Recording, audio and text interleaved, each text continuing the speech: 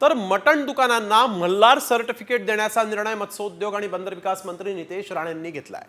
मात्र यावरूनच जेजुरीच्या मार्तंड देवस्थानमध्येही मतभेद दिसून येत आहेत।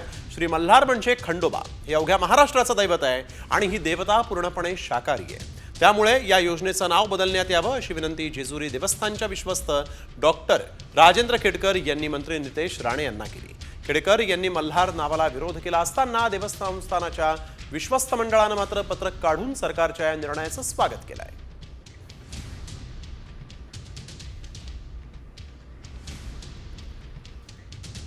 कॉमस्कोर नुसार आता isakal.com आहे देशातील नंबर 1 ची मराठी न्यूज वेबसाईट। प्रत्येक अपडेटसाठी isakal.com ला नक्की भेट द्या। खंडोबा या देवतेचं, मल्हार या देवतेचं मुख्या प्राण्यांवर जसे कुत्रा, बैल, घोडा, हत्ती यांच्यावर नितांत असं प्रेम आहे, म्हणून महाराजांच्या तिथं नित्य सहवास असतो। म्हणून माझी विनंती राहील नितेशजी राणे यांना की कृपा करून आपण मल्हार सर्टिफिकेशन हे मटण दुकानांना देण्यासंदर्भाचं नाव हे त्वरित बदलावं।